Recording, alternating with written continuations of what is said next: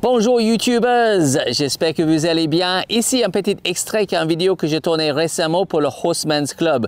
Le Horseman's Club, toute une communauté de gens qui prennent un abonnement pour avoir plein de vidéos sur résolution de problèmes, éducation jeunes chevaux, un panoplie de produits différents. Et parfois, on prend un petit extrait comme celle-ci pour que vous pouvez regarder et apprécier ce qu'on est en train de faire en ce moment.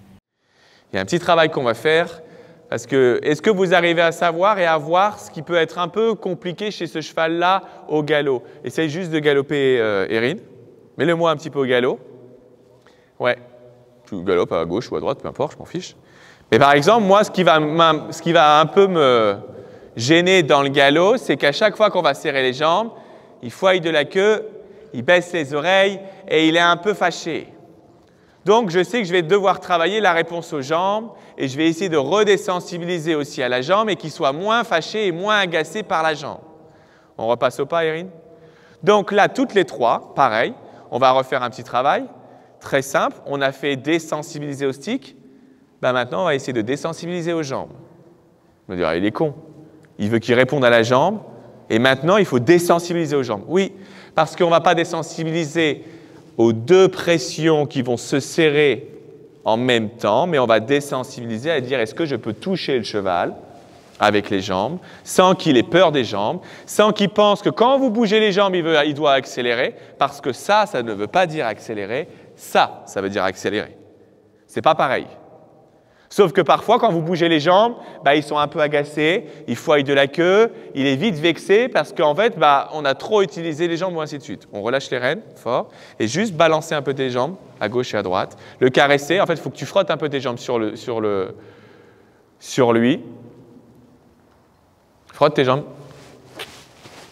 En fait, tu fais juste l'essuie-glace avec tes jambes. Vraiment frotter les jambes à gauche et à droite.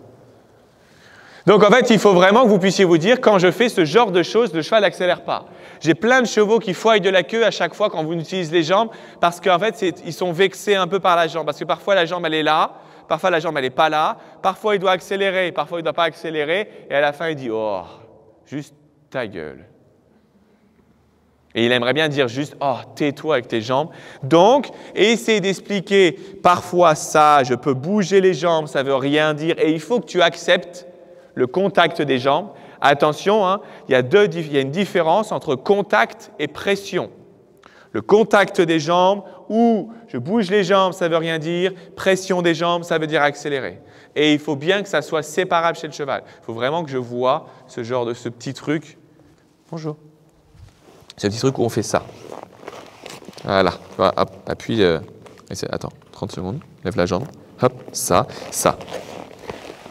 Pour qu'en fait, je sois sûr qu'il accepte que je puisse bouger les jambes à gauche et à droite. Vous allez voir ce soir, j'ai la petite jument en démonstration. On va voir en fait, est-ce que je suis capable de faire ce genre de choses? Et il y en a plein parfois qui me disent, oh en fait, moi, il ne faut pas trop que j'enlève des étriers parce qu'il peut avoir un peu peur des étriers. Je dis, alors, quand les gens me disent ça, je me dis, ne loupe jamais l'étrier. Et n'enlève jamais ton étrier, c'est-à-dire qu'en fait, il faut à un moment donné, à chaque réception, d'être sûr d'appuyer sur les étriers pour ne pas le perdre. Parce que si tu le perds et que d'un coup l'étrier bouge et que le cheval il panique, tu es un peu dans la merde. Donc, d'être sûr qu'en fait, quand vous bougez les jambes, ça n'avance pas. Et après, en fait, on essaye de jouer un peu sur maintenant, je vais serrer les deux jambes, il doit avancer. Et je rejoue. J'essaie de jouer un peu sur la différence entre les deux. Parfois, je bouge les jambes, ça ne veut pas dire accélérer. Parfois, je serre les deux jambes, il doit accélérer. Deuxième chose que vous allez faire là, pour tourner à gauche ou pour tourner à droite, vous allez un peu inverser finalement ce que vous avez déjà travaillé. Parce que là, je vais vous demander de tourner avec la jambe extérieure. Vous allez me dire, nous, d'habitude, on tourne avec la jambe intérieure. En fait, vous allez faire la même chose. Mais pour l'instant, j'ai juste besoin que vous puissiez serrer la jambe droite à la sangle. Et quand vous voulez tourner, vous allez serrer la jambe droite pour tourner à gauche et écarter la main gauche s'il ne tourne pas. Ou à l'inverse, vous allez tourner à droite en serrant la jambe gauche. Vous avez les obstacles pour vous aider finalement à tourner à gauche ou à tourner à droite. Mais ce que j'ai envie de vous voir là, c'est que vous puissiez tourner avec la jambe gauche ou la jambe droite.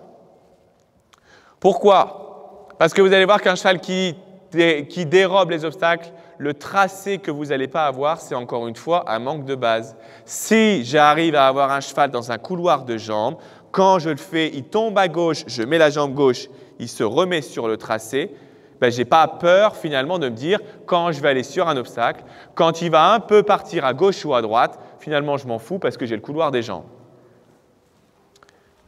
Après, vous allez dire, bah oui, mais bon, en fait, parfois, il dérobe quand même. Ah, bah, s'il dérobe quand même, ça veut dire qu'en fait, il peut pousser la jambe. Quand tu bloques le bassin, tu fermes les doigts sur les rênes, s'il ne s'arrête pas, ça veut dire qu'en fait, pour lui, il peut encore continuer à s'arrêter. Donc, je vais tourner un peu avec la jambe à gauche et un peu la jambe à droite. Et puis, pareil, j'aimerais bien juste à l'arrêt là, on va juste s'arrêter. Pareil, à chaque fois, je bloque le bassin, je m'arrête, je ferme les doigts sur les rênes, uniquement quand j'en ai besoin. Le travail de flexion, on ne va pas passer 2 heures sur la base parce que ça, c'est tous les jours, tout le temps, toute sa vie. Et oui, parce qu'en fait, vous ne pouvez pas vous dire ici, je fais attention, marche, hop, il faut qu'il fasse attention à la jambe. Et puis demain, ouais, mais on est dimanche, moi j'en ai ras-le-bol, j'ai passé une journée de merde, je vais en balade, il s'arrête, oh, moi c'est pas grave, allez, on fait demi-tour, je m'en fous. Ben, en fait, là vous êtes contre-productif et finalement vous perdez en crédibilité. C'est toute la difficulté en fait, si j'ai vraiment envie d'avoir un cheval qui avance et qui répond à la jambe, c'est tous les jours, toute l'année, tout le temps. C'est chiant, hein? Parce que je sais bien que pour vous, et ça c'est vraiment, je l'explique quand je suis en train de travailler avec les gens, pour vous c'est une passion.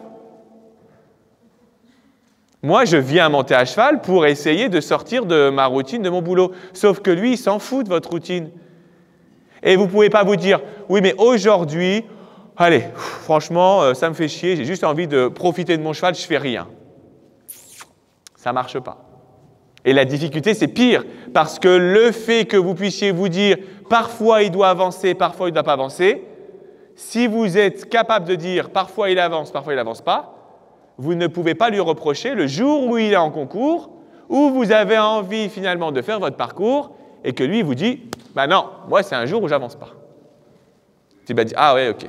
Donc vraiment faire attention, c'est tout le temps, tout le temps, tout le temps. C'est la même chose.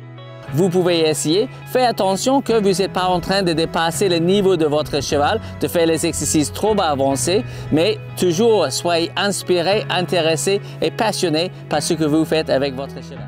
Soyez sûr d'abonner sur la chaîne et aussi cliquer sur la cloche pour avoir les notifications. Comme ça, chaque fois qu'il y a quelque chose d'intéressant, vous allez être notifié. Très bonne continuation et à bientôt.